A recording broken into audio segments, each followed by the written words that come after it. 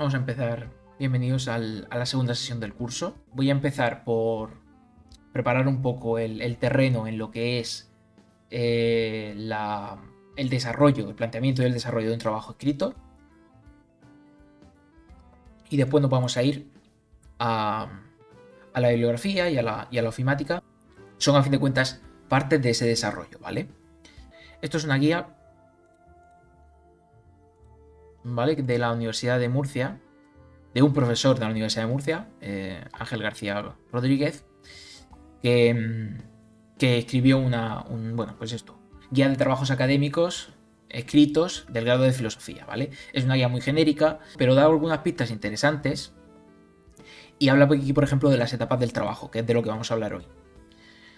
Entonces tenemos la preparación, redacción, ¿vale? Aquí vienen las partes de las que ya estuvimos hablando, que consta tanto el artículo como los trabajos finales, ¿de acuerdo? Un trabajo final, por ejemplo, para una asignatura o para todo el grado, es decir, una tesina, o para un máster o para tesis doctoral. Todo tiene el mismo esquema básico, que es el esquema del artículo. Repaso y entrega, y después da consejos prácticos. Vale. Lo de los consejos prácticos ya lo veremos nosotros casi en la última sesión, porque es cuando veremos el caso de escribir un artículo. Pero lo que quería centrar hoy la atención, sobre todo, es en esto de preparación, ¿vale? ¿Cómo se prepara un trabajo? Lo primero es que tenemos que tener claro que cuando nosotros vamos a elaborar un trabajo final de grado, o un trabajo o un artículo, tenemos que saber determinar qué tema queremos trabajar, ¿vale? Lo primero es que tenemos que tener claro cuál es nuestro tema, ¿vale? Si no tenemos claro el tema, no vamos a ninguna parte. El tema puede ser lo que nos piden que hagamos, hacer un trabajo sobre, no sé, el concepto de angustia en Kierkegaard. Pues ya tenemos un tema. O hacer un trabajo sobre el ente de Aristóteles. Tenemos un tema, ¿vale? Pero si no nos piden un tema y somos nosotros los que queremos hacer un artículo sobre algún autor o algún ámbito de estudio que estamos investigando, por ejemplo, estamos a tope en ética y entonces queremos hacer un artículo sobre lo que hemos estado leyendo, investigando, tal. Pero claro, hemos estado leyendo un montón de cosas o tenemos o nos gustan un montón de cuestiones que podríamos trabajar, ¿no? Y entonces, claro, ¿cómo decidimos, cómo acotamos cuál es el tema? Bien, esto a veces es muy difícil. Lo más recomendable normalmente es coger siempre un concepto y un autor. Para hacer un artículo, un concepto, lo más acotado posible, que no sea una idea muy amplia, que no sea la ética de Aristóteles. La ética de Aristóteles da para escribir 50.000 billones de artículos, ¿vale? Cojamos el concepto de virtud. Nosotros buscamos virtud y Aristóteles, ¿vale? Y aquí nos aparece un montón de cosas. Aquí hay algunos que tienen texto completo, vemos. Pero ¿cuántos resultados nos salen? 364. Lo que tengo que hacer es intentar, entre toda la bibliografía que nos interese, encontrar algunos elementos que digamos que sean más o menos sencillos, que sean comunes. Por ejemplo, el primero, que va de MacIntyre. Pues si nos interesa mucho MacIntyre, lo que leemos aquí sobre MacIntyre, pues a lo mejor nos interesa buscar las obras de MacIntyre y hacer un trabajo sobre cómo MacIntyre reinterpreta a Aristóteles, o cómo se ha reinterpretado a Aristóteles, o cómo se puede reinterpretar el concepto de virtud de Aristóteles a partir de MacIntyre. Identificamos una línea dentro de todas las perspectivas que nos vamos a encontrar, ¿vale? Porque aquí hay perspectivas de todo tipo. Está la relación de Aristóteles y MacIntyre, está, por ejemplo, este de conocimiento en Platón y Aristóteles. Si queremos comparar Platón y Aristóteles, pues esto es tesis doctoral, pues sería interesante. O la educación, es decir, hay muchas perspectivas para trabajar el concepto de virtud. Elegimos una, indagamos en la bibliografía. Ya, por ejemplo, si decimos que nos interesa este artículo, ¿vale? Texto completo, lo descargamos. Y aquí Ya en el propio artículo que vamos a ver, pues saldrá una explicación, lo leemos, si estamos de acuerdo, pues a lo mejor tampoco nos interesa seguir trabajándolo mucho, pero si creemos que se puede aportar algo, también lo vamos a tener en cuenta. Y después, aquí al final, donde ponga la bibliografía, ¿vale? Pues nos vamos apuntando. Tras la virtud, por ejemplo, es una obra principal, fundamental de MacIntyre. Aquí pone también a Tomás de Aquino. ¿Por qué? Bueno, Suma Teológica, supongo que porque la cita en algún... Bueno, es fuente primaria. Bueno, habría que leer el artículo y ver cómo lo hace, ¿vale? Y a lo mejor nosotros queremos darle otro enfoque a este tema y nos interesa elaborar un artículo que tenga como fuente este artículo, entre otras fuentes, y aparte pues leemos a MacIntyre, leemos a Aristóteles y hacemos un trabajo más en profundidad, ¿no? Esto puede ser para un artículo que queramos hacer, puede ser para un trabajo académico, para una asignatura, o puede ser trabajo final de grado, ¿vale? Todo esto tiene el mismo esquema.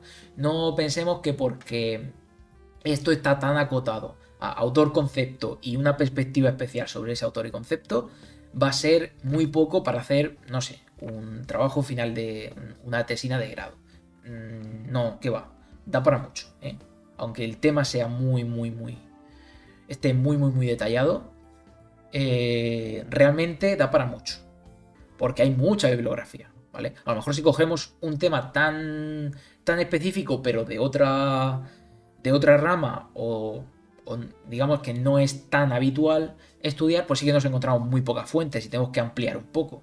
Pero eso ya lo vamos a ir modulando conforme busquemos la bibliografía. Vamos a ir modulando si nos interesa que el tema sea un poco más amplio para poder escribir cierta extensión, digamos para un artículo unas 20 páginas, para un trabajo de una tesina de grado podría ser 30 páginas más o menos, y la tesis doctoral mucho más, ¿vale? Pero la tesis doctoral incluso también puede ser sobre un concepto de un autor, pero ya ampliando diferentes perspectivas, ¿vale? Es decir, en la tesis doctoral, si tengo que escribir 200 o 300 páginas, además de ver la perspectiva de MacIntyre, pues también podremos ver la comparativa con Platón, o podremos ver cómo trabajan otros autores actuales que no son MacIntyre el concepto de virtud.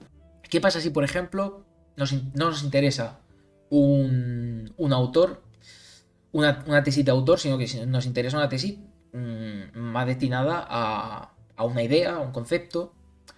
Igualmente vamos a tener que trabajar autores, a fin de cuentas, porque tengo que siempre considerar que la investigación no se hace desde la nada. Es decir, aunque nosotros incluso, aunque no estemos interesados en discutir con autores, sino en discutir ideas, esas ideas ya han estado discutidas por alguien antes, la mayoría de veces. Y si no lo han discutido, tenemos un punto, digamos, para decir nosotros, bueno, estamos discutiendo esto que no se ha discutido, pero tiene relación a lo mejor con otras cosas que se han discutido y podemos apoyarnos ahí, ¿vale? Siempre es bueno apoyarnos en lo que otros autores han hecho antes, ¿vale? Ver el estado de la cuestión. Digamos que nuestro tema ni siquiera ha sido especialmente trabajado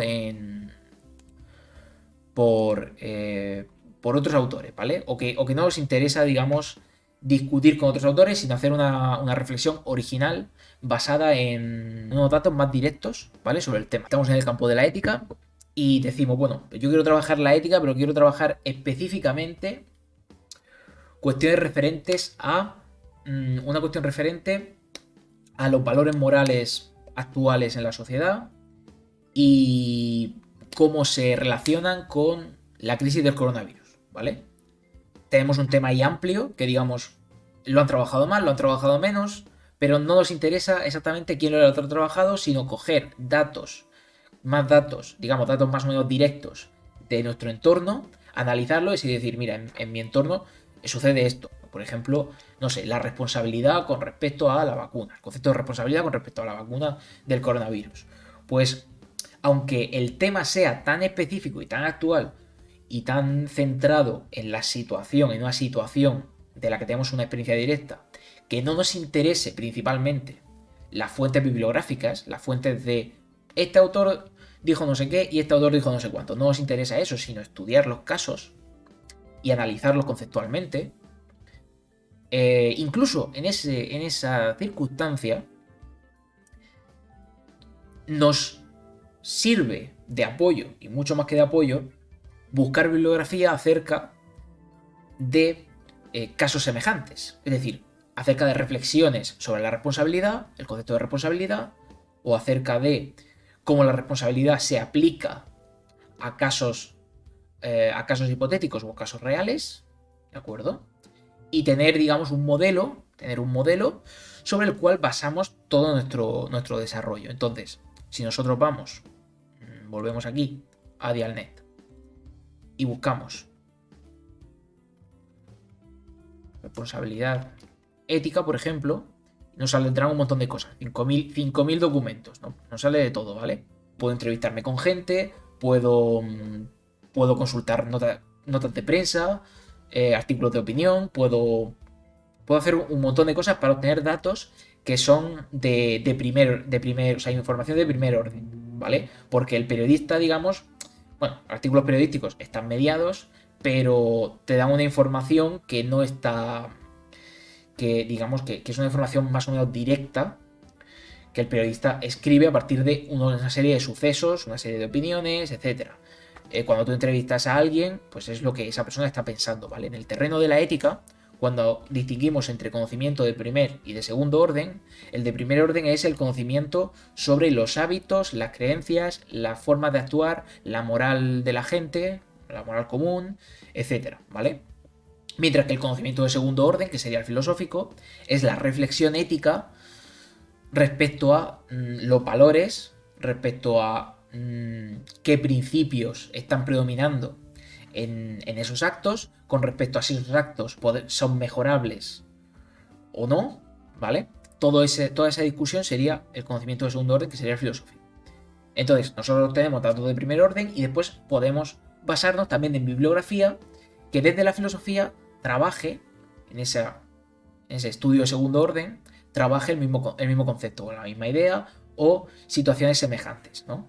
Entonces podríamos buscar más cosas, relacionadas con la responsabilidad en la pandemia y con cosas así que hayan dicho otros autores, pero no nos interesa trabajar principalmente, o sea, nuestra bibliografía principal no va a ser esos autores, sino que va a ser la situación actual. Y luego ya, si tenemos esa bibliografía secundaria de autores que reflexionen sobre el tema de la responsabilidad, sobre el tema de pandemia, sobre el tema de lo que sea, que nos interesa aportar porque encontramos que son buenos argumentos, buenas aproximaciones o lo que sea para nuestro trabajo, pues lo vamos incluyendo, ¿vale? Y así nos vamos formando lo que sería el segundo paso, tener una base de información sobre la cual trabajar, ¿vale? Esto va a ser la información básica para nosotros trabajar en nuestro artículo, nuestra tesis, nuestro trabajo de final para una asignatura o para un final de grado o lo que sea, ¿vale? Que muchas veces las dos cosas van juntas, ¿eh? Estamos diciendo, las dos cosas van juntas. Porque para nosotros detallar el tema tenemos que ver muchas veces qué bibliografía hay o qué fuentes podemos encontrar sobre ese tema para decir, bueno, ¿hay suficiente información como para yo desarrollar un artículo, un trabajo sobre esto, o no lo hay? O hay demasiada, hay un exceso tremendo de información, tengo que elegir una perspectiva. No puedo no puedo analizar sin más el concepto porque con toda la bibliografía que hay es que no puedo trabajarla. Entonces, ¿qué hago? Me fijo o elijo, eso a veces es muy difícil, porque igual nos gustan varias perspectivas o nos gusta el concepto en general, pero tengo que a veces sacrificar un poco ese interés y decir, venga, voy a trabajar esta perspectiva. Y a partir de ahí aumentamos la bibliografía y cuando conseguimos un lecho, digamos, de bibliografía básica, esto se ha parado la música, un lecho de bibliografía básica sobre el cual seguir trabajando, continuamos con los pasos, con las fases del trabajo, ¿vale? ¿Cuál sería la siguiente fase? Establecer, digamos, un esquema general, ¿vale? Establecemos un esquema general a partir de esa bibliografía que tenemos. Digo, bueno, aquí tenemos Aristóteles que define el concepto como tal, McIntyre, que lo ha interpretado de esta manera, otros autores que discuten acerca de si estas relaciones es decir, si McIntyre lo desarrolla bien, lo desarrolla mal. Entonces, ¿qué esquema podríamos hacer? Pues uno muy básico. Definición de Aristóteles, interpretación o cómo lo interpreta o qué dice McIntyre acerca de ese concepto, y después una discusión sobre si esa interpretación es correcta o no, con diversos argumentos que pueden ser propios, pueden ser adaptados de otras fuentes bibliográficas que encontremos, etcétera, ¿vale? Que queremos hacerlo, que no queremos hacer una tesis de autor, sino una tesis sobre el concepto de responsabilidad, de ética, no sé, la situación actual con las vacunas del coronavirus. Pues entonces nos cogemos una primera parte, a lo mejor, que tenga que ver sobre datos acerca de esas vacunas, o mejor, en vez de empezar con datos, podemos empezar con las reacciones. Como es un trabajo sobre ética, pues podemos empezar hablando sobre las reacciones de la gente o sobre las opiniones de la gente acerca de la vacuna. Y después decir, bueno, ¿estas opiniones están fundadas o no? Entonces, una parte hablando sobre los datos y después una tercera parte discutiendo esas interpretaciones. Vamos a hacer un esquema básico, lo dicho. Esto ahora os explicaré cómo se hace, pero un esquema básico podría ser 1. La virtud en Aristóteles.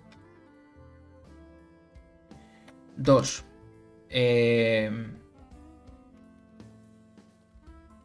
No. Bueno, por no poner. No me voy a poner ahora a inventar títulos más elaborados, ¿vale? La virtud en McIntyre. Y 3. ¿Cómo lo podremos llamar? No sé, vamos a decir.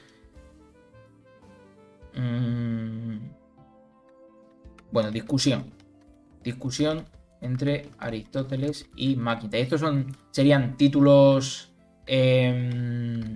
provisionales, porque a lo mejor luego queremos darle un título un poco más rimbombante, engordarlo un poco. En vez de la virtud de Aristóteles podemos decir la arete, por ejemplo, el concepto griego. Y después en lo de discusión, pues también dependiendo del contenido que vayamos a poner, del contenido de la discusión, pues preferimos poner un título u otro. Eso ya va aparte, ¿vale? Porque esto es más esquemático, ¿no? Y entonces aquí ponemos una serie de bibliografías que vamos a utilizar, ¿no? Ética Nicomaquea. Aquí en McIntyre vamos a utilizar la virtud. Y aquí, pues una serie de artículos X y Z, etcétera, ¿vale?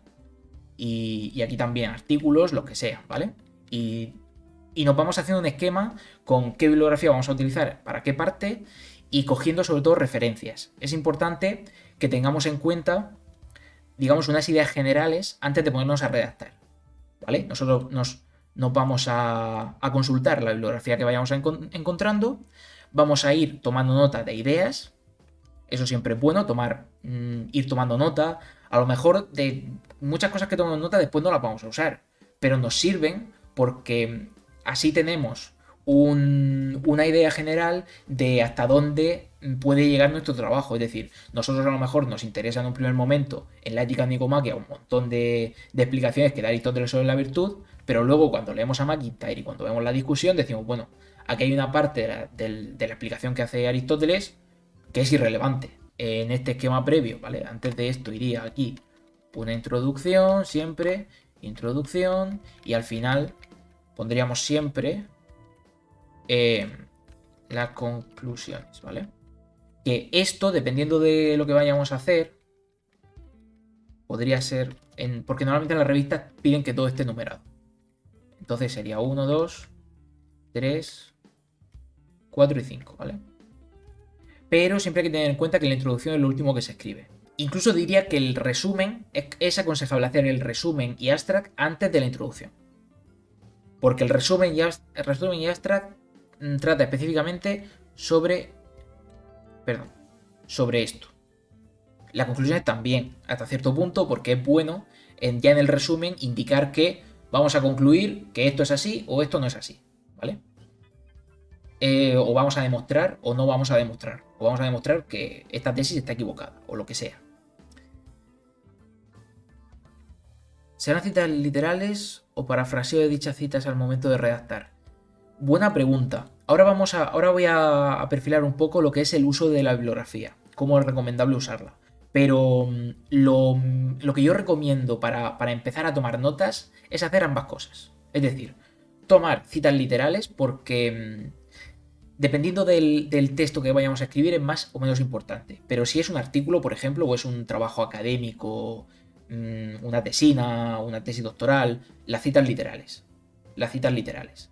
Y después podemos añadir, si estamos tomando notas en una libreta o lo estamos haciendo en ordenador o como sea, podemos añadir un comentario nuestro acerca de eso, una explicación o lo que nos haga falta para entender por qué esa cita nos ha parecido importante. ¿De qué nos va a servir eso? Pues si yo tengo aquí una cita de lo que sea, ¿vale?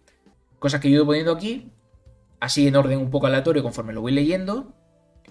Posteriormente, cuando yo ya haya tomado las referencias que creo que me hacen falta, voy a ir viendo y voy a decir, bueno, esto que he puesto aquí, mejor lo pongo al final.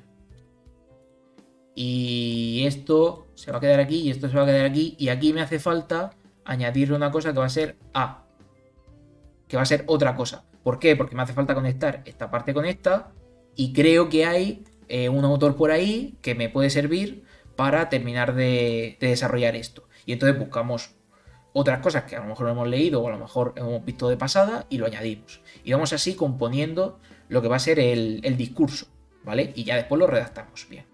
Si lo que nos interesa hacer es un ensayo, que el ensayo es un poco más libre, podemos no usar citas literales. Podemos parafrasear más que citar, ¿vale? O podemos citar de forma no especialmente exhaustiva. Pero en un trabajo académico estricto, citas literales, mejor, mucho mejor. Tampoco tenemos que llenar todo de citas, ¿eh? Porque un trabajo que sea solo citar, pues al final estás diciendo lo que dice el otro autor y ya está. Pero tenemos que tener alguna cosa que decir con todo eso. Eso también es importante y es muy difícil. Y sobre esto es muy difícil dar consejos. Lo recomendable es leer mucho antes de decidirte por una vía específica o una, digamos, una tesis, una hipótesis. Lo recomendable es leer mucho e intentar siempre poner de tu parte. Decir, bueno, aquí este autor dice esto, MacIntyre aquí interpreta de esta manera, pero claro, yo he leído en Aristóteles otra cosa. No me gusta como lo dice el autor. O aquí he leído otro autor que le hace una crítica a MacIntyre. Esto puede ser interesante. Y lo vamos metiendo. Y se va discutiendo, ¿vale? Y en todo eso siempre hay que tener claro que la línea, que el discurso, tiene que ser. Que el discurso tiene que ser lineal, que el discurso no puede divagar de un lado para otro. Por eso es importante que nosotros organicemos bien todo esto que vayamos poniendo aquí antes de redactar el trabajo, que organicemos bien las ideas previas que tengamos, las citas, lo que se nos vaya ocurriendo que puede ser un buen argumento o un buen punto de vista con respecto a la interpretación de la virtud de Aristóteles, por ejemplo, que vayamos organizándolo de una forma coherente, unas cosas con otras, para que no sea una sucesión de ideas inconexas. Esto es muy, muy útil también para escribir ensayo, porque el ensayo, como suele ser más un discurso personal sobre un tema, que no tiene por qué limitarse a una estructura de este tipo, ni ni ser exhaustivamente, ni tener citas exhaustivas, ni tampoco tiene por qué ser todo, ni siquiera tiene por qué estar todo escrito en prosa, es decir, puede incluso poner unos versos por ahí en medio porque el ensayo permite hacer de todo. Lo que pasa es que un ensayo a nivel académico normalmente no está bien visto pues, poner un poema en medio, pero a lo mejor una fuente bibliográfica que sea un poeta que habla sobre el tema, pues sería interesante citarlo, ¿no? Entonces, en el ensayo también es muy interesante todo esto, digo, porque cuando nosotros hacemos el ensayo, sí que tenemos que componer nuestras ideas de forma que el lector, que a lo mejor se encuentra un texto de 50 páginas, todo seguido, sin subapartados, mantenga el interés, que el discurso sea coherente, que mantenga una misma línea, ¿vale? Una misma dirección. En la propuesta, ¿cuál es el método filosófico que se está utilizando? Mayormente parte de hermenéutica, podríamos decir, ¿vale? Porque es lectura e interpretación de textos. Es decir, en el caso de este concepto, que esto que es la virtud en Aristóteles, pues sería un método más hermenéutico de lectura e interpretación de textos. Mientras que si, por ejemplo, nos interesa trabajar, otro ejemplo que he puesto antes, que no sería tesis, no sería trabajo sobre un autor, sino que sería un trabajo sobre una situación actual, como por ejemplo el concepto de responsabilidad en ética en relación con la vacuna del coronavirus. Pues en ese caso, el método no sería no sería hermenéutico, o no habría un método hermenéutico realmente importante o fundamental, sino que entraría en juego también principalmente técnicas como la entrevista o como más dialécticas también, conversar con personas que tienen cierta perspectiva con respecto a la vacuna, o que se la han puesto, o que no se la han puesto, que se niegan a verla, y mediante la entrevista, la discusión, etcétera, ir trazando, ir tomando notas e ir cogiendo información, ir cogiendo ideas. Entonces, ahí el método sería diferente. ¿Cuál es el método filosófico que recomiendo utilizar? Depende del tipo de trabajo. Depende del tipo de trabajo. Hay trabajos filosóficos que trabajan o que se interesan por temáticas actuales, y en esos casos es muy importante entrevistarse con personas, saber lo que piensan las personas en el momento actual, tener información más o menos de primera mano sobre, ya sea también o incluso indirectamente, pero por ejemplo, mediante periódicos, etcétera, que no requieren tanto un método hermenéutico de interpretación de ideas en los textos, sino de tomar datos y decir, en este periódico se afirma que este suceso es tal. En un trabajo académico, en un ensayo, en un tal, cuando componemos, desarrollamos, o empezamos a desarrollar y vamos añadiendo cositas, que decimos, me falta esto, me falta lo otro. Voy a hacer aquí referencia a B porque si no pongo la referencia a B, no se entiende, porque este B era muy importante añadirlo. Y hago esta referencia a B para que se entienda mi argumento en el caso de la virtud en Maquintail, por ejemplo. Yo qué sé, redactamos, hacemos una primera redacción y después tenemos que revisar el texto. Revisar el texto es muy importante porque a lo mejor en la primera redacción se nos queda muy corto. Sobre todo en un artículo es muy importante la extensión, en una tesina también es muy importante la extensión.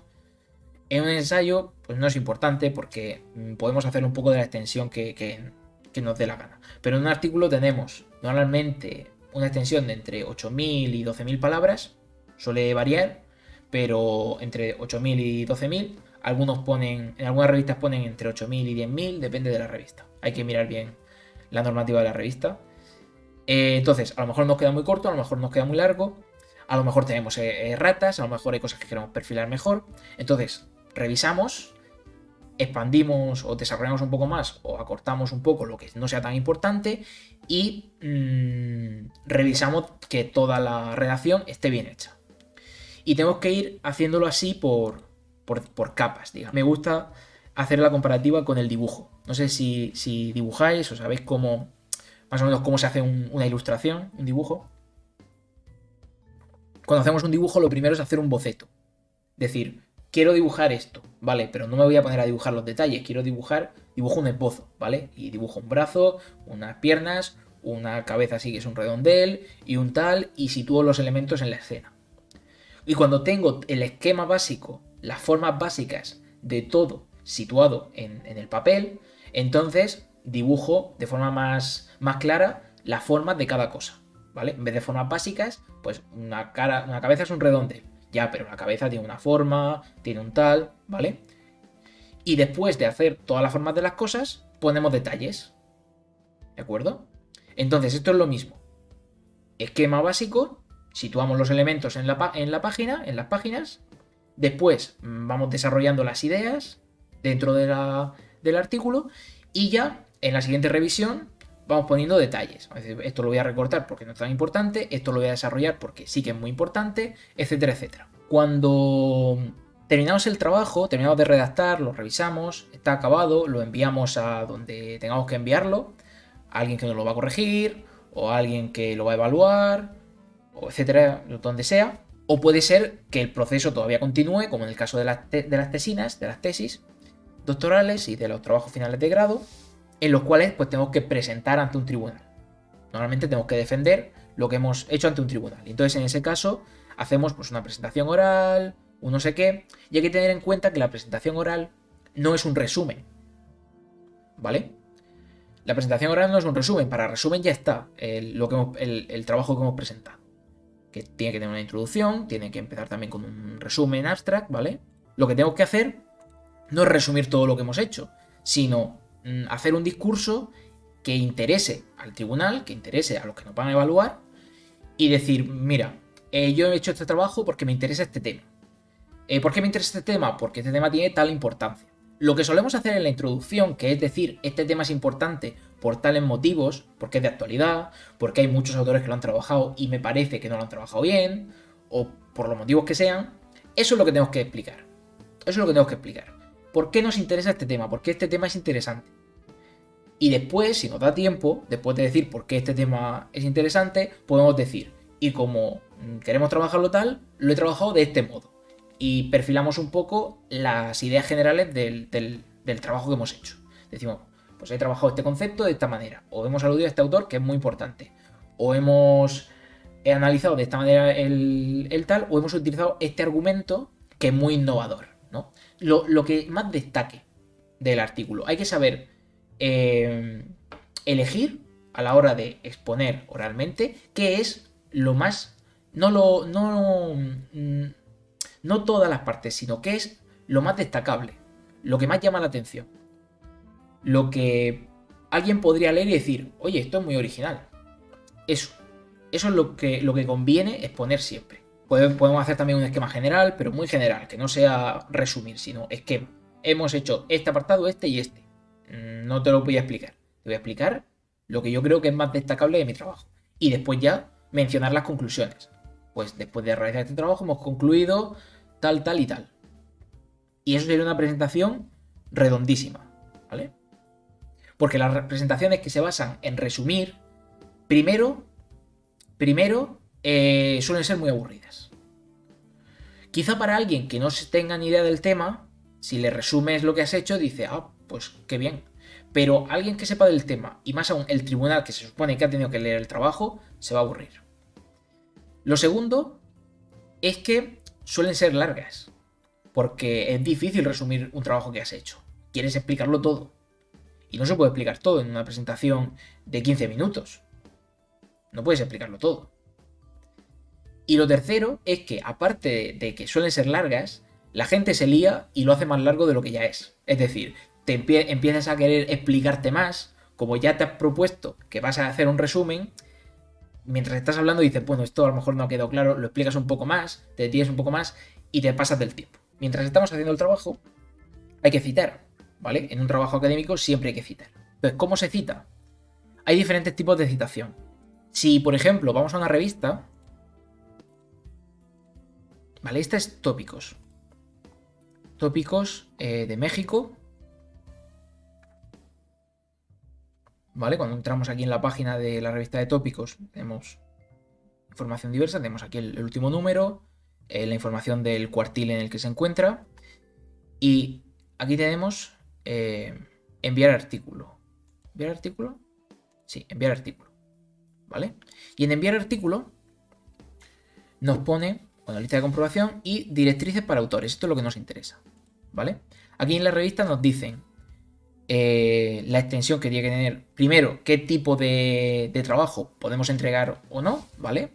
Bueno, la temática normalmente es muy genérica, es raro que... Hay algunas revistas que tienen una temática específica, pero no es lo habitual. Suelen ser de filosofía en general, o tienen una temática, pero puedes enviar lo que quieras. Y aquí dice, los escritos publicables en tópicos pueden ser de 4 tipos, ¿vale? De 4 tipos. Y nos dice artículos monográficos, cuya extensión no será menor de 3.000 palabras. Aquí se han bajado mucho. 3.000 palabras es poquito. Ni mayor de 14.000, ¿vale? 14.000 tampoco es mucho, pero está bien para un artículo. Discusiones, que consisten en réplicas a artículos que vemos aquí, que son más cortitas. Filosofía del espacio público, que son como los artículos, ¿vale? Porque tienen la misma extensión, pero tienen que ser de temas de actualidad. Y reseñas críticas, que entre 900 y 2.500 palabras. Estas son las reseñas que vimos el otro día. Las reseñas normales que vimos el otro día. No sé si aquí, en cuanto a reseña crítica, quiere decir alguna otra cosa o no. Yo creo que no. Yo creo que son las reseñas normales. Lo que pasa es que intentan que esté un poco de perspectiva filosófica a la hora de hacer la reseña. Si tenéis número ORCID, ORCID es una página donde podéis inscribiros, tenéis vuestro código y ahí podéis poner las publicaciones que habéis hecho, y entonces cuando enviáis un artículo a una revista ponéis vuestro número ORCID como dentro de vuestra información personal, y en ese enlace, el enlace que es el número ORCID, quien pinche en ese enlace ve todo lo que habéis publicado. Las colaboraciones electrónicamente, tal, vale, esto es el formato, y aquí, esto es a lo que vengo. ¿Cómo se cita en una revista? Depende de la revista. Dice, en el caso de trabajos sobre autores clásicos, se requiere que las fuentes se citen según es costumbre entre los especialistas, ¿vale? Por ejemplo, los presocráticos según Diels Krantz, Aristóteles según Becker, la edición de Becker, Marx y Engels según la edición Mega, ¿vale? Si queremos hacer un artículo sobre Marx en esta revista, tenemos que consultar la edición de las horas en Mega y citarla según esa edición, ¿vale? Y luego, para el resto de citas, dice que no sean... Bueno, aquí habla también de las abreviaturas y tal. Dice, igual, en el caso de otro tipo de fuentes y de literatura crítica, se deberá citar de acuerdo al formato APA, ¿vale? Esto es luego lo más habitual dentro de las revistas, que te den un formato específico, te digan formato APA o formato Chicago o estilo Chicago, ¿vale? Hay otras, aquí esta creo que no, esta por ejemplo, que esta es la revista Ágora, que no te da un estilo, sino que te dice cómo tiene que citarse, ¿vale? Te dice, en los libros me citas con este formato. En los artículos de revistas los citas así. Y te pone un ejemplo, ¿vale? Te pone ejemplos. Esto de poner H punto y después la cita así. Además son las notas a pie de página. Esto creo que no es un estilo. Un estilo específico. Es simplemente el estilo que ellos quieren, en el que ellos quieren publicar, ¿vale? Porque han decidido que quieren publicar así. Entonces, para enviar artículos, muy importante ver qué te dicen en la revista, cómo te dicen que tiene que ser el formato. Si vas a escribir un trabajo final de grado, de máster, de tesis doctoral, o para una asignatura o lo que sea, puedes elegir un método de citación establecido, mantenerlo y punto, ¿vale? ¿Qué métodos? Pues mira, aquí hay varios ejemplos. Esta página la encontré ayer.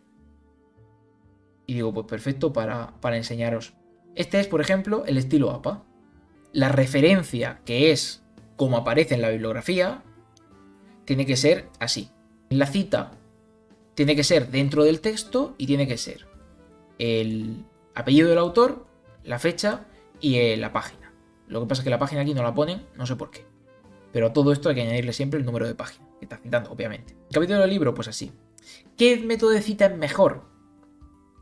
Pues aquí tenemos el APA, el IE, que no me gusta nada, ¿vale? Porque es al final del texto siempre. El IE es un formato que te pone un numerito y el numerito remite al final del texto. Y tienes que irte al final del texto para ver toda la referencia. Lo cual me parece ridículo. Yo recomiendo, si tenéis que coger un formato estándar para vuestros trabajos, que sea el Chicago. ¿Por qué? Porque Chicago cita así. Esta es la referencia que viene al final en nuestro apartado de bibliografía. Y la nota, o sea, una vez que nosotros ponemos la cita y ponemos la referencia de la cita, ¿vale? Lo ponemos a pie de página y lo hacemos así, con el nombre del autor completo, la obra, segunda edición no sé qué, y la editorial y la fecha. La editorial, la ciudad y la fecha. ¿Por qué esto es mejor que el APA, por ejemplo?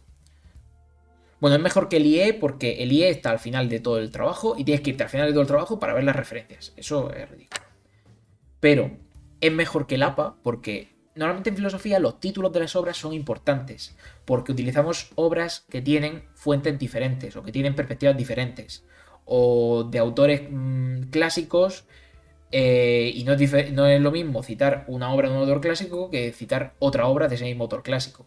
Entonces, el APA solamente nos pone el apellido del autor, la fecha de publicación y la página. Eso nos da muy poca información. Pero si nosotros tenemos esta información a pie de página, que es el nombre completo, el título completo y la edición aparte, mal, el número de página, que no lo ponen aquí nunca, no sé por qué, pues ya tenemos una información más clara acerca de qué es lo que estamos citando. Más luego que cuando nosotros volvemos a utilizar la misma referencia en formato Chicago, en vez de tener que escribir otra vez toda esta información, ponemos el apellido solamente, el título de la obra, y ni siquiera hace falta que pongamos todo el título, podemos utilizar alguna abreviación latina para no poner todo el título, siempre, puntos suspensivos y número de página. Porque ya lo hemos citado anteriormente. Como ya lo hemos citado, podemos solamente poner esta información, sin tener que estar copiándolo todo continuamente. Porque nosotros si queremos citar aquí y decimos ética nicomaquia o lo que sea, y ponemos en la nota de pie de página, ¿vale? Aristóteles, ética nicomaquia, la edición es bueno, en Chicago tendría que ser Madrid, Gredos, no sé qué año es la edición de Gredos, pero las ediciones de Aristóteles suelen ser 78, vamos a decir, por ejemplo. Creo que son más o menos de esos años. Página, no sé, 150, ¿vale? Por ejemplo, ¿vale? Y tenemos esto. Ponemos el énfasis y ya está, ¿vale? Este sería el formato Chicago. ¿Que queremos utilizar una herramienta que nos sirva más? Vamos a quitar esto. ¿Que queremos utilizar otra herramienta? Pues bueno, hay una herramienta que se llama Mendeley. Entra en mendeley.com. ¿Sabes por qué? Porque Mendeley te permite citar tus referencias y leer los PDFs desde cualquier ordenador o dispositivo móvil, además de compartir información e ideas en su red social académica. ¿Cómo empezar? En menos de un minuto podrás utilizarlo siguiendo estos 5 sencillos pasos.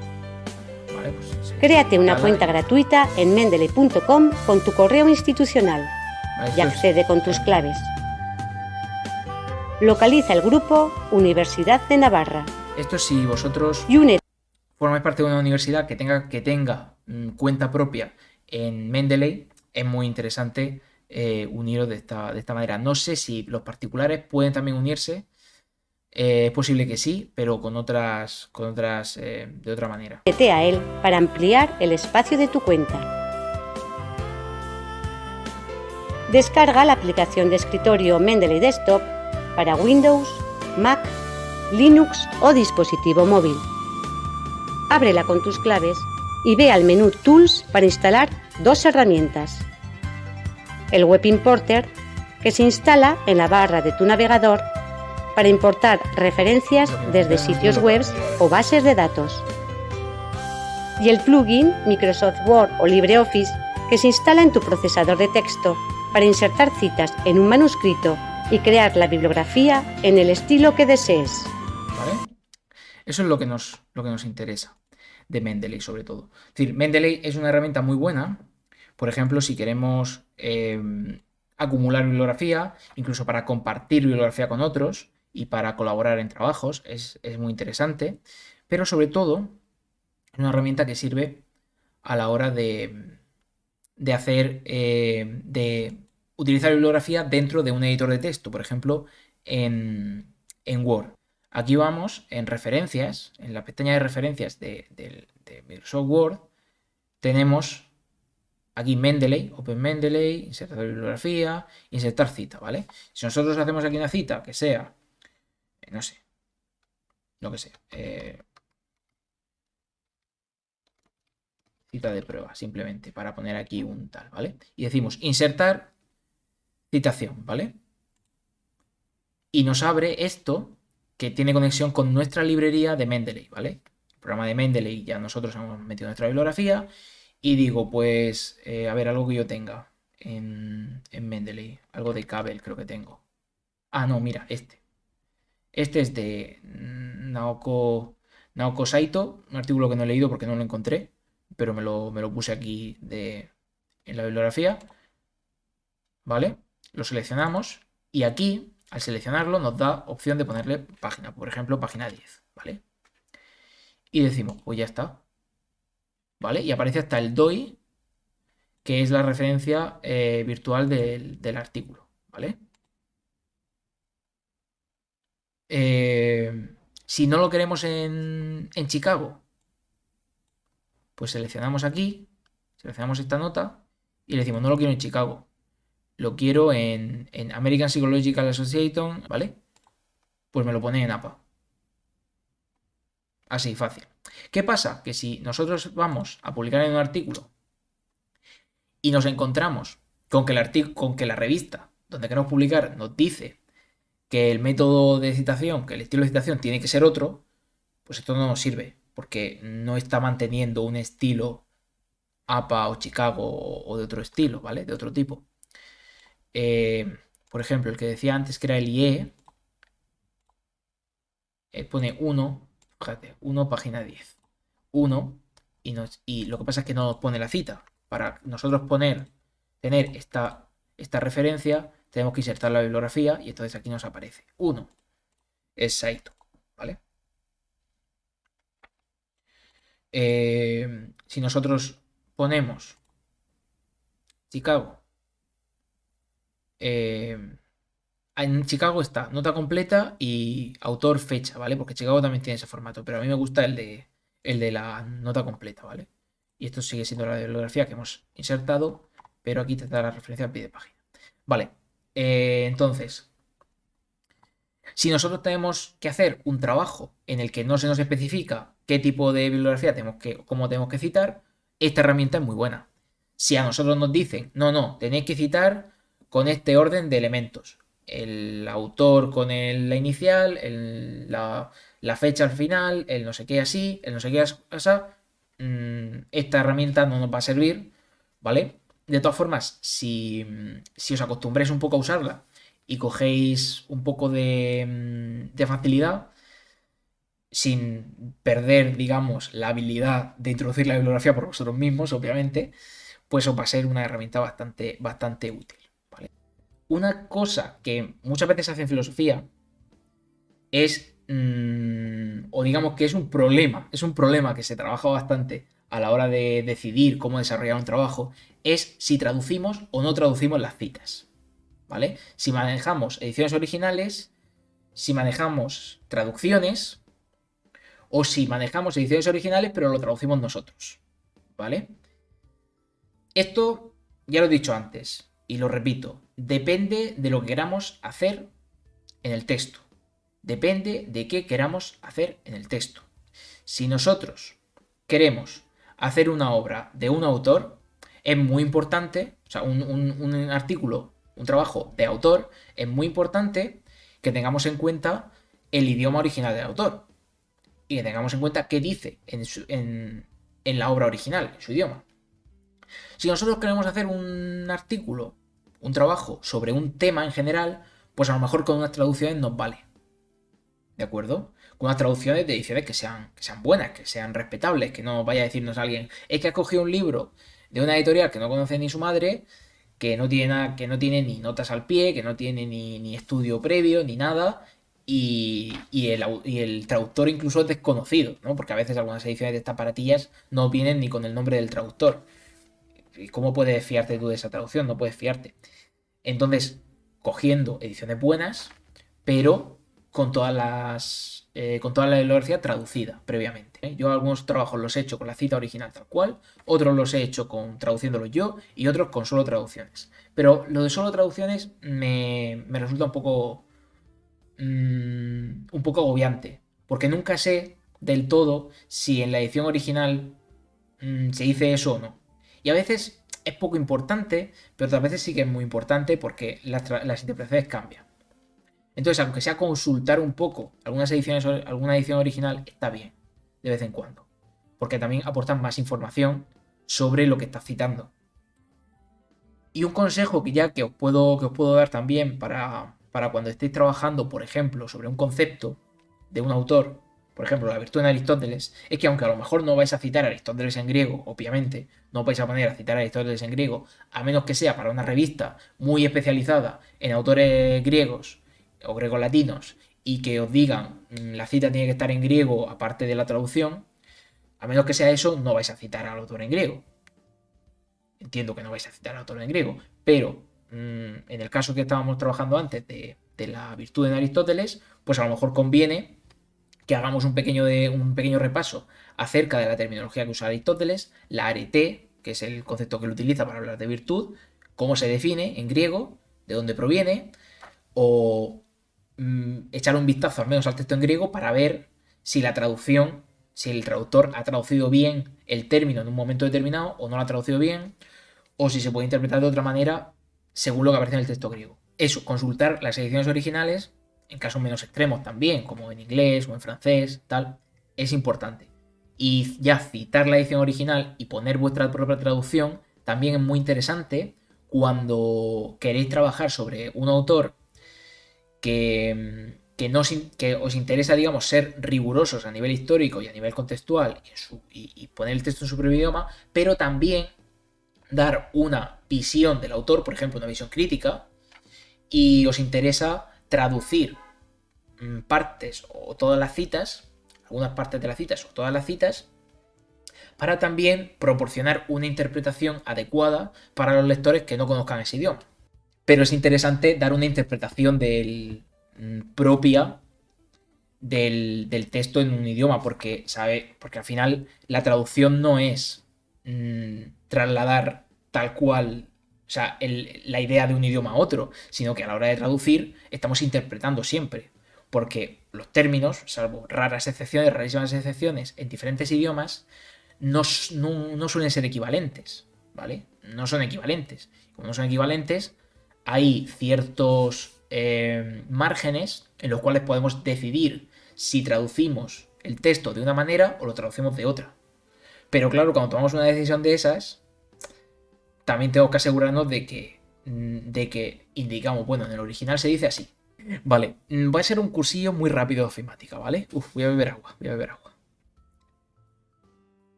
Vamos a dejarlo de las referencias. Vale, cuando nosotros escribimos, por ejemplo, aquí en Microsoft Word, ¿vale? Y nos podemos escribir, no sé. Este texto, pues en principio, pues es un texto, está bien. Digamos que ni siquiera tenemos... Bueno, sí, digamos que lo tenemos así, pero igual no nos gusta el formato. Es decir, tenemos que darle formato. Estuviera de otra manera y no nos gustara. Y decimos, bueno, tenemos que editar. ¿Cómo editamos? Pues lo más habitual que hace la gente es, le pongo esto en negrita y le aumento. Y esto lo pongo en Times New Roman y en 12, que es lo que me piden, y el párrafo en doble. Vale. Esta es mi traducción. Esta es mi traducción de un Posaguachusett de Thoreau, en la que estoy trabajando todavía, ¿vale? Entonces, aquí el texto tiene un formato, pero digamos, no me gusta este formato. Y vengo aquí y le bajo o le cambio o lo que sea, pero solo lo estoy cambiando aquí, ¿vale? El resto del texto mantiene el otro formato que no me gustaba, ¿vale? Entonces, este tipo de edición, que es lo que suele hacer la gente, pues no sirve de mucho. Tienes que estar seleccionando todo el texto, cambiándolo sobre la marcha y a lo mejor y después si decides que esto no te gusta y que quieres que el tamaño sea más pequeño, que el tamaño de interlíneo sea más pequeño, tienes que volver a hacerlo, volver a seleccionarlo todo, es un lío. ¿Cómo se hace esto? Pues hay aquí unas cosas que son los estilos, ¿vale? Siempre en todos los editores de texto aparece lo de los estilos, ¿vale? Estilos, que yo aquí los tengo en esta pestañita. ¿Me ven la pestañita que hay aquí? ¿Vale? Que aparece el normal y después los títulos y lo que sea, ¿vale? Entonces, ¿qué hacemos? Abrimos un estilo y ponemos modificar, ¿vale? Y aquí le decimos lo que queremos, que sea este estilo. Pues Times no me gusta. Que sea una tipografía que os recomiendo mucho es Palatino Linotype, ¿vale? Que es muy buena. Palatino. Y quiero que sea 12. 11, perdón. No, vamos a poner, espérate, fuente. Abrimos fuente aquí. Palatino. Cursiva. 11. En versales, yo qué sé, por ponerle cualquier perrería, ¿vale? Y el párrafo, que sea doble. Y la primera línea que tenga un sangrado de 5. Yo qué sé, por ponerlo una locura, para que veáis el cambio. Y se ha cambiado todo lo que está seleccionado como estilo normal, ¿vale? Y digo, he hecho un desastre. He hecho un desastre. Pues vuelvo aquí, formato fuente. Voy a dejar la Palatino porque me gusta, en 11, pero no versales no. Y normal. Y voy a ponerle en párrafo. La primera línea 5 en mucho. Que sea en 1. Y 1,5, ¿vale? 1,5 interlineado. Hacemos así. Y ya está todo cambiado otra vez, ¿vale? Todas las partes en las que ponía el estilo normal se han vuelto a cambiar. Entonces el estilo normal es el estilo básico que vamos a usar siempre para editar, para hacer la edición.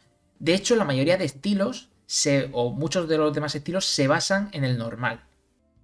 Por ejemplo, esto que tengo yo aquí, que son llaves, esto podéis crear estilos, si queréis, para hacer cosas especiales. Por ejemplo, para poner una parte de un color más tal, o lo que queráis, ¿no? Entonces, llaves, en vez de ser de párrafo, es de carácter. ¿Vale? Aquí pone carácter, porque yo lo he creado de esta manera y no se puede cambiar ahora. Pero si creáis un estilo nuevo estilo, podéis elegir párrafo, carácter u otras cosas, ¿vale? Pero en principio párrafo o carácter. Carácter significa que vais a cambiar unas palabras o unas letras dentro del párrafo sin modificar el párrafo entero. ¿Por qué es bueno crear nuevos estilos o no crearlos? Porque podemos hacer cosas como esta, ¿vale? Aquí tenemos una parte que tiene otro sangrado, la sangría es el espacio este que queda aquí. Y lo que hemos hecho es crear o tener aquí un estilo que es cita destacada, modificar, en el cual pues está, ¿veis que hemos cambiado antes de Times a Palatino 11 y como esto está basado en el normal, no sé si se ve, que aquí pone basado en normal, las cosas que hemos cambiado del normal que se aplican aquí y que no hemos modificado aquí, se cambian también, ¿vale? Entonces el estilo se mantiene, aunque digamos que como tiene que ser una cita destacada,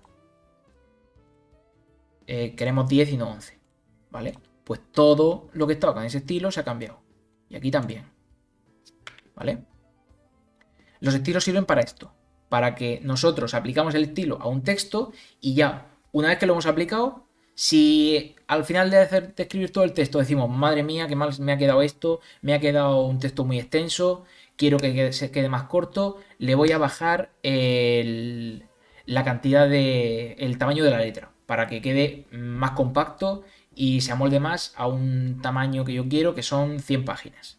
Pues lo editamos, le bajamos en el estilo el tamaño y se aplica a todo.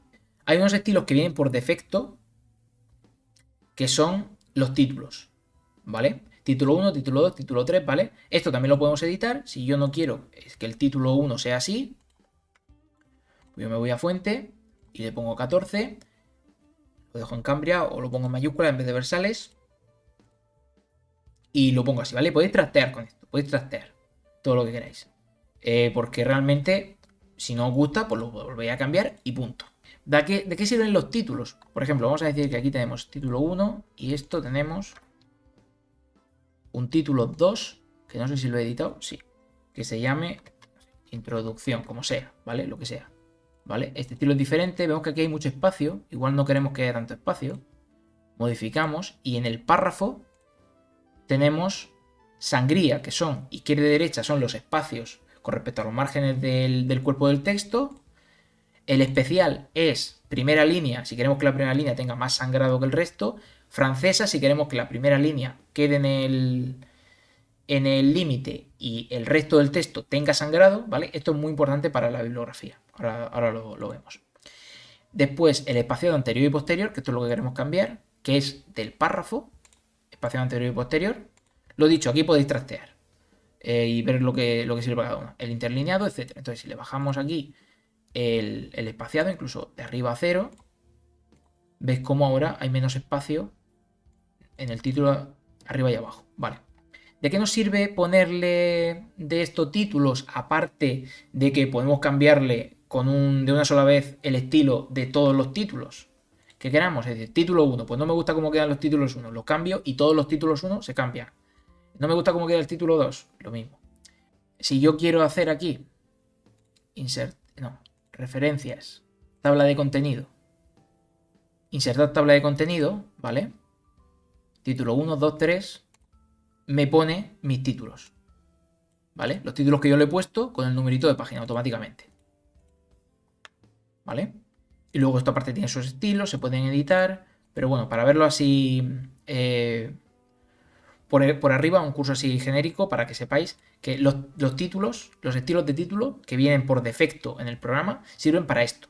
Pues hay una función muy importante a la hora de editar un texto para los trabajos finales. Es muy importante para las tesinas, las tesis, tal, para que no tenga nadie que hacer el trabajo, que es aquí en diseño de página, en configuración de página. ¿Vale? Aquí tenemos la configuración del papel, el tamaño del papel, los márgenes que queramos. Normalmente, bueno, ahora lo digo. Normalmente estos márgenes están bien, pueden variar, pero están bien. Depende del tamaño de página. Y aquí tenemos la opción, cuando pones páginas, varias páginas, de poner, esto tenemos que aplicarlo a todo el documento. Si lo queremos en normal, que sería todas las páginas iguales, o si queremos márgenes simétricos. ¿Qué hacen los márgenes simétricos? Que en vez de decidir los márgenes de derecha y de izquierda, decidimos los márgenes del interior y del exterior. De modo que nosotros podemos hacer que el libro plegado siempre queden los márgenes interiores más amplios que los márgenes exteriores. ¿Vale? Si yo pongo aquí 5, o si pongo, no sé, pongo 20 es mucho. Es que para que os deis cuenta. Veis que aquí en la previsualización el texto se mueve. Son los márgenes. Si pongo 3, ¿vale? En la previsualización se ve cómo cambia. Veis cómo aquí cambia el interior. ¿Por qué? Porque esta es... No, esto es página 1. Esto, aquí. Vale, aquí. ¿Veis?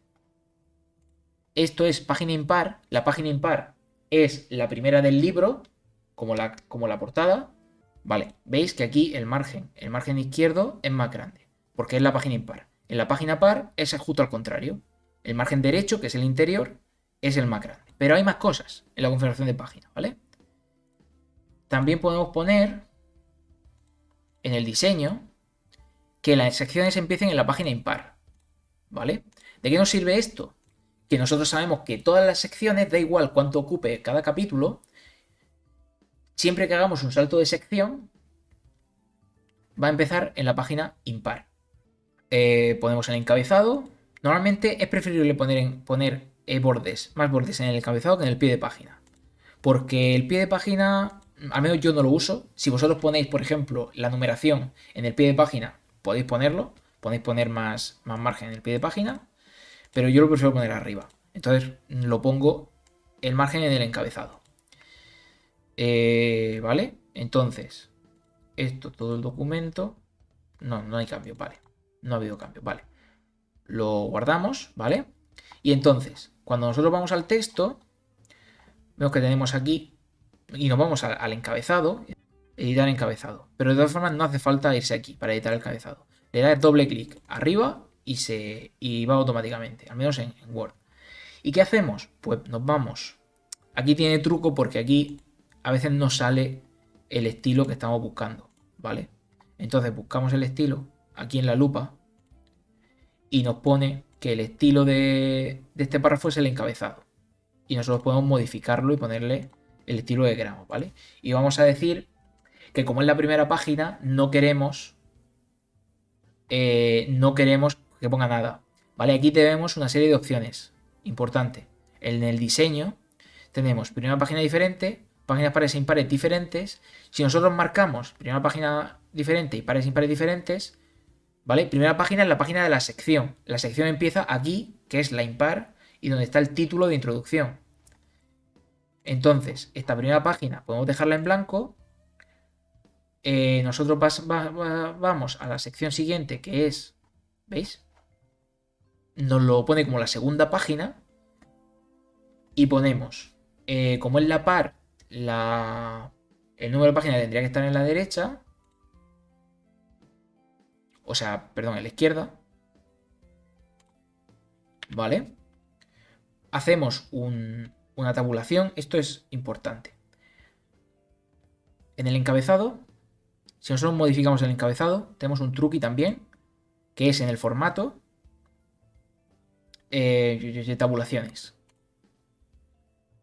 Las tabulaciones, yo aquí las tengo ya hechas, ¿vale? Son, bueno, esto está mal hecho, perdón.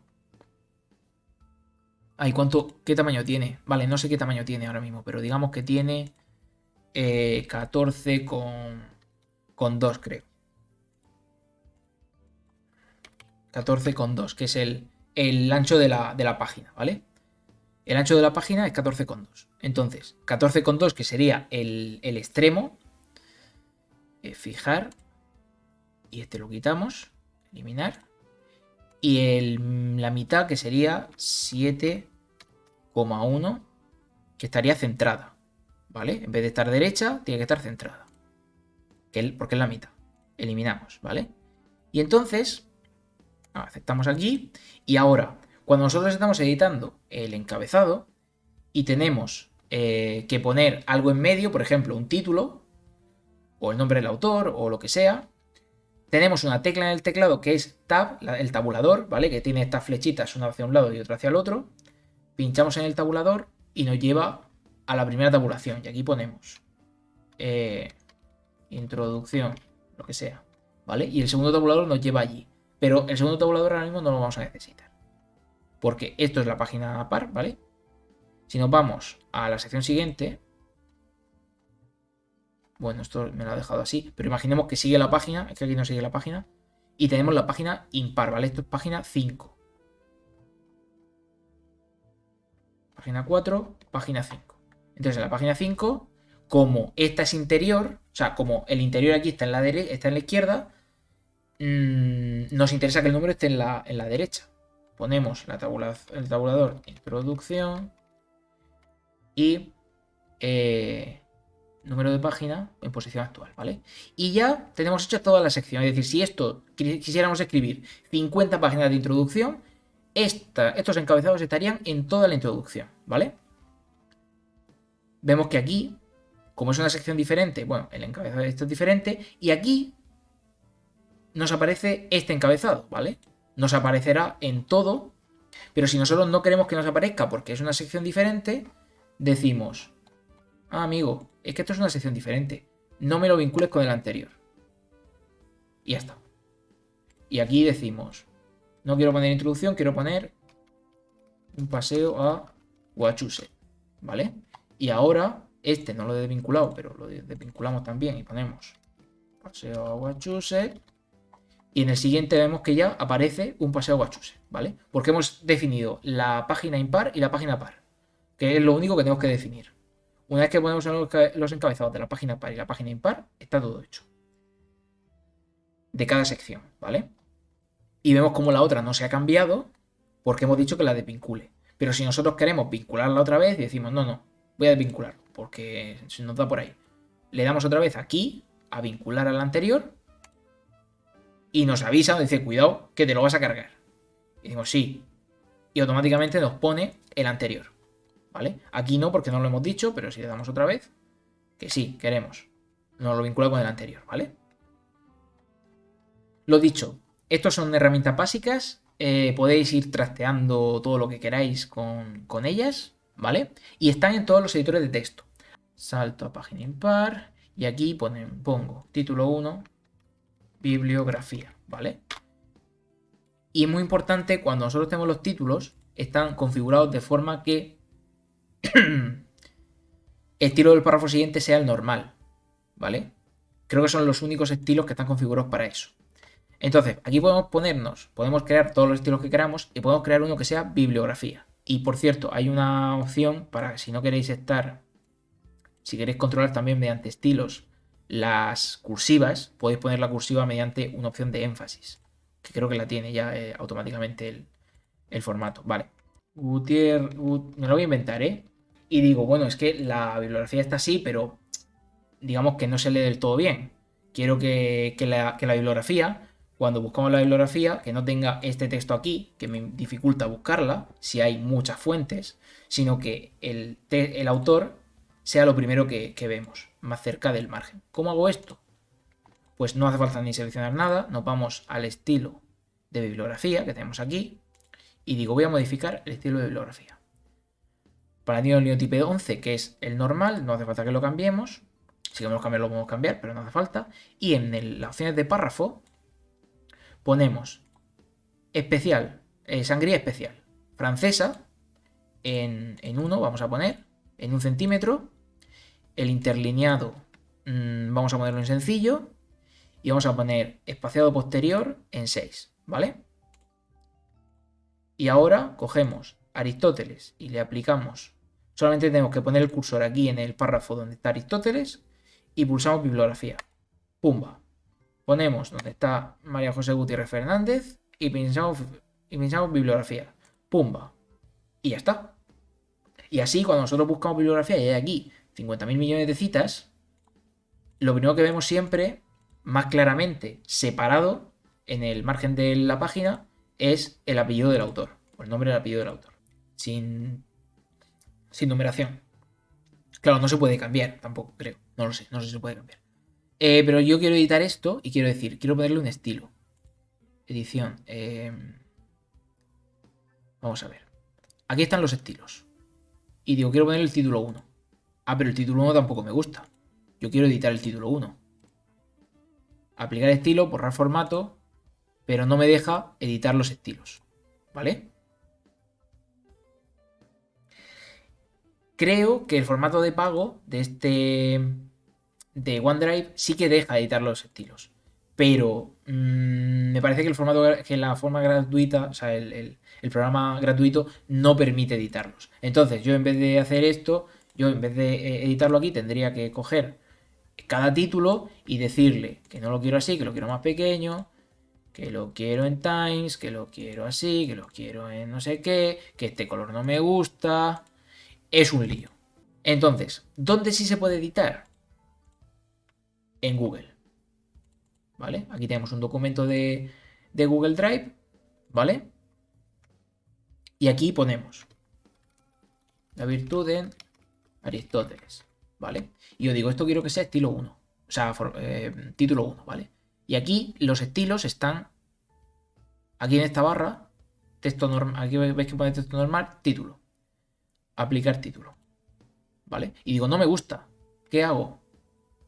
Formato. Hasta aquí lo que es el manejo en Word, que es lo básico realmente y lo que tienen todos los editores de texto. OpenOffice tiene lo mismo, lo que pasa es que igual está en un sitio diferente, pero Son los mismos nombres, estilos, tal, tiene lo mismo. Formato de página, todo. Y luego tenemos una serie de editores virtuales o online, ¿vale? Que son, por ejemplo, este, ¿vale? Esto es OneDrive, ¿vale? De Microsoft, la última versión de OneDrive, que personalmente no os recomiendo usar, ¿vale? Yo sé que mucha gente utiliza los editores online porque se puede trabajar entre varias personas, tal. Yo no recomiendo usarlo a menos que compréis la versión de pago y tenga todas las funciones. Pero si tenéis que elegir uno, que sea el de Google, porque siendo gratuito tiene todas las funciones, prácticamente todo igual, mientras que si por ejemplo abrimos este documento 1 de prueba, nos vamos a encontrar con que si yo quiero poner aquí la virtud en Aristóteles, ¿vale? Y no me gusta este estilo para el título, ¿vale? Porque está en un calibrí que es feo. Y digo, para empezar, ¿por qué me pones esto? Ninguno. No quiero que me pongas. Y me lo pone automáticamente. Bueno, da igual. Bueno, esto funciona un poco diferente, ¿vale? Yo aquí lo cambio. Le digo que lo quiero más pequeño. Que lo quiero en Times. Que lo quiero no sé qué. Y ahora le digo, título. Cambiar título en todo documento. Y ahora cuando yo escriba por aquí la virtud según McIntyre y le diga que quiero que me apliques el título, me pone el mismo estilo. Porque yo le he definido que quiero que todo ese estilo sea así. ¿Vale? Entonces, los documentos de Google tienen prácticamente las mismas funciones que Microsoft Word, el que yo os he enseñado, que es el 2007, versiones anteriores también, y las de OpenOffice, ¿vale?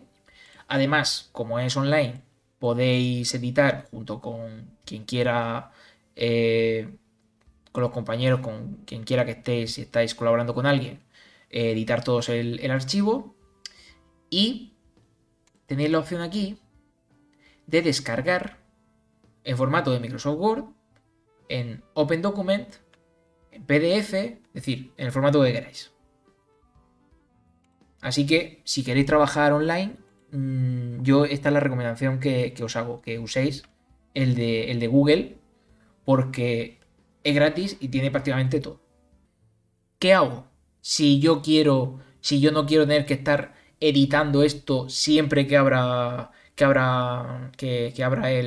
un archivo. Puedo guardar esto. Vale. Puedo guardar esto poniendo plantilla. Es que en Word sí se pueden hacer plantillas. Pero aquí no sé cómo se hacen, si se pueden hacer. Yo puedo guardar como plantilla, ¿vale?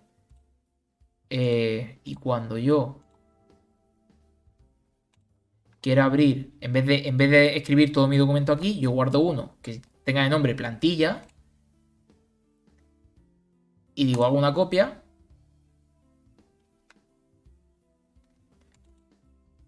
Lo edito, le pongo lo que yo quiera, le cambio el nombre.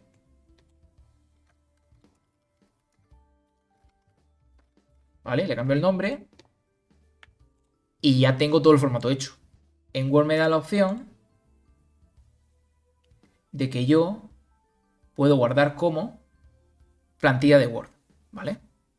Entonces, si yo guardo como plantilla de Word,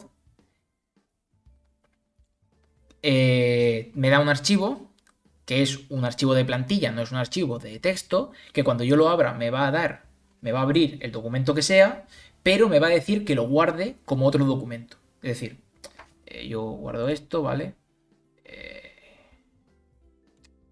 Vamos a ver, aquí. Plantilla, ¿vale? Tengo el archivo de plantilla, lo abro, y aquí esto pone documento 1, ¿vale? No es el documento que yo he guardado como plantilla. No es ni la plantilla. O sea, es la plantilla, pero es documento 1. Por lo tanto, cuando yo lo cierre, me va a decir, ¿quieres guardar los cambios? No he hecho ningún cambio. Lo he abierto y automáticamente me dice, ¿quieres guardar los cambios? ¿Por qué?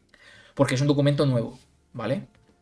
Lo guardo como plantilla, cuando lo abra me da un archivo nuevo, un documento nuevo, con todo el formato que yo he guardado, escribo lo que quiera y lo guardo.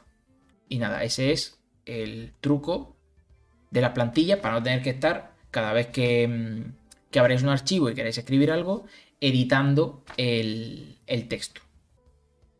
La verdad es que me gustaría hacer esta parte de ofimática un poco más larga en otro momento. He pasado muy por encima de cositas.